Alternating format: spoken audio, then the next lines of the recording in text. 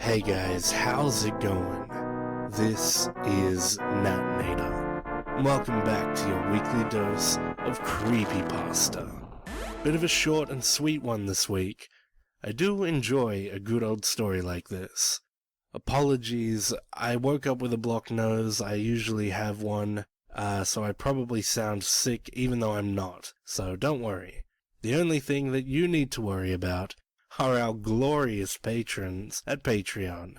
Beautiful people, every one of you. All of you guys, except Tiffany. No, Tiffany is far beyond that. Shoutouts to Disciple Numero Uno.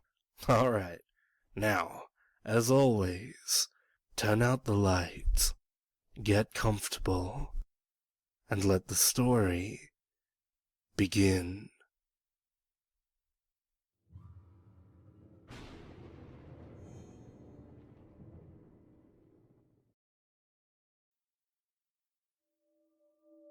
Back in February of 2008, I decided that I needed a change in my monotonous life. Whether that change would come in the form of a new job or a new toothbrush, I didn't know. I was never the most adventurous person. I've always found it difficult to veer away from my comfort zone, and the limit of my existence usually depended upon which book I was reading at the time. It took me a while to realize that my happiness often derived from the stories that my mind was living in. I was an avid bookworm, as miserable a synecdoche as that is. Once I realized my true outlet, I immediately knew what I wanted. I purchased a small shop, quit my boring job, renovated the building, and transformed it into a bookstore. I'd never been happier. The next 2 years were the best of my life. The store had become a huge hit with the locals. My perspective on work had been completely altered, and I was feeling genuinely happy for the first time since my childhood. It was during the winter of 2010 that she walked into my store. She stepped inside out of the snow and approached me with a large bin bag. Etchings of age covered her pale face and hands. She must have been at least 80 years old. Slamming the bag on the counter, she simply said, "These are for you." I looked inside the bag to find a selection of some of the greatest novels ever written. "Why? Do you want money for these, or some kind of book trade?" I asked confusingly. "No, they're yours to have. Take them." She gave me a feeling of uneasiness. Her dirty grey fringe slightly concealed her face as a cold gaze met my vision. "Are you sure you want me to have them? Wouldn't you rather sell them?" "No, I have no use for them, nor for money." "Okay, thank you. What's your name?" "Lucy." She muttered her final words and left my store. I found it all too strange that somebody would give away such great books for nothing, but I suppose some people are just nice. I made my way home that night, took the books with me so that I could go through them. I piled them up on the table and was surprised to see that all of them were in fantastic condition. A couple of them seemed to be first editions, and others were versions that I'd never even seen before. It took me a moment to realize, but the novels that I was looking at were not as I had remembered them to be. The first book that I picked up was The Green Mile. On the front cover, there was an image of John Coffey smiling and holding two dead, naked girls. I opened it up and flicked through the pages. In this version of the novel, he was in fact guilty of the rape and murder of both children. I made my way to the end of the book and read through the execution scene. All of the officers who had originally grown to love John Coffey in the original novel were now laughing uncontrollably and screaming racial taunts as he was being executed.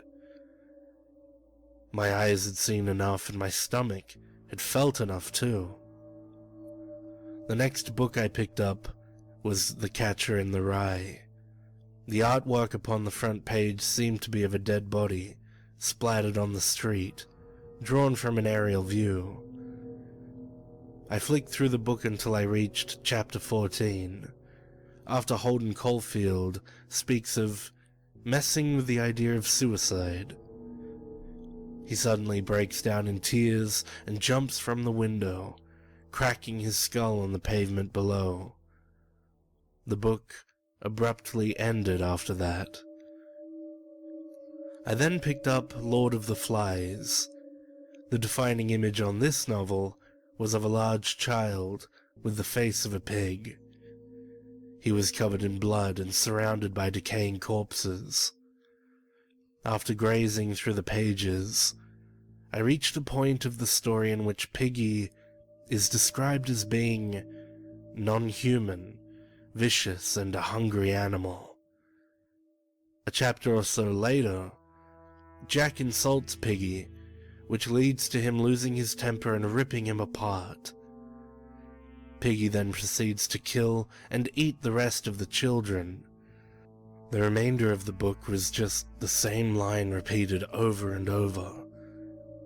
Piggy sat alone on the island, waiting for death. I read through the few books that were left in the pile, and they had all been changed in some sick way. The Great Gatsby, Wuthering Heights, To Kill a Mockingbird, Ulysses, every one of them. Just as I reached the bottom of the pile, I noticed that the final book was one that I'd never even heard of before.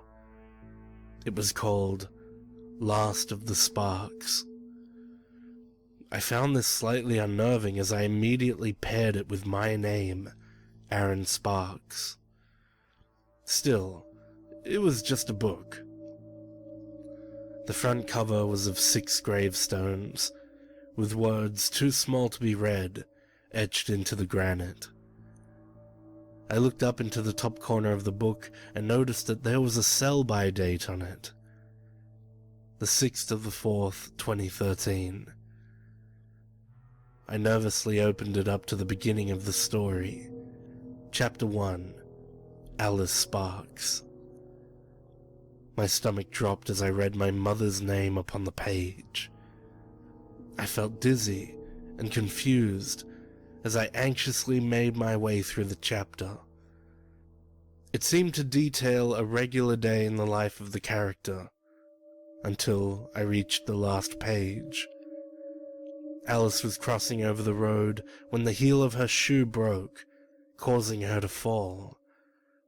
She didn't get to her feet fast enough, and a speeding driver struck her, puncturing both of her lungs. I felt sick to my stomach. I put the book down and got straight into bed, hoping for some sleep. I lay awake all night as countless questions ran through my mind. The only thought that managed to put me to sleep was, it's just a book. The next morning when I got into work, I was feeling worse for wear. It wasn't until around lunchtime that I began to perk up and regain a bit of energy. Then the phone rang. I answered the call to my father crying on the other end. I immediately knew what had happened. I closed the shop and ran to the hospital, but it was already too late. She was gone. Hit by a speeding driver, they said. I spent the next couple of weeks helping take care of my dad. Me, my brother, and my sisters stayed with him in turns and looked after him. We all looked after each other. It wasn't until a few months later that I picked up Last of the Sparks. It had just scared me so much the last time. I opened it up to page 37 and there it was. Chapter 2, Patrick Sparks. This story was more of the same, a day in the life, right up until the part in which he shot himself in the kitchen whilst on the phone to his son. I ran to the phone to speak to him, comfort him, but then I realized what I may be doing. The phone picked up at the other end, and before I could say a word, he was gone. I got my black suit and tie out once more, and repeated the same process for another parent. It ruined us all. After the funeral, I refused to touch the book. What if I had been causing these deaths by reading it? I couldn't go through it all again. But on Christmas Eve of 2011, I got a phone call from my brother's wife, Heather. Will had been putting up Christmas lights on the roof when he slipped on ice and broke his neck. He died almost instantly. I threw the phone at the wall and began to sob into my sleeve. Anger took the pain away for a moment as I picked up the book and read through chapter 3. It was exactly as Heather had described. I fell asleep and woke up the next day with the book still on my lap. I decided to check who was going to go next out of me and my sisters, and hopefully warn them or myself in some way. I turned the page. Chapter 4, Mary and Sarah Sparks. I rushed through the story as fast as I could until I reached the end. Both of my sisters and their partners would drown in a lake after colliding with another car on a one-way bridge. That same sickly feeling took over me. I met with my sisters later that day to exchange gifts, and I told them as calmly as I could to be careful when driving. I had to sound as sane as possible, mentioning the lake, the bridge, and the fact that all 4 of them would be in the car at the same time, but at least I told them. Mary and Sarah drowned 8 months later, in August 2012. After I went to the funeral, I picked up the book and turned to the final pages. Chapter 5, Aaron Sparks. But I didn't read it. I'd rather not live in fear for so long, so I decided to save it for nearer the time. After all, there was a sell-by date on it for a reason.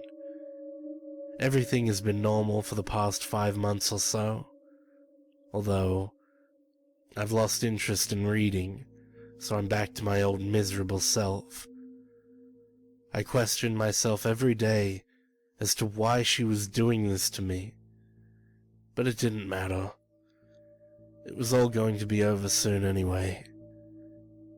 I've just finished reading the final chapter. It's the 6th of the 4th, 2013.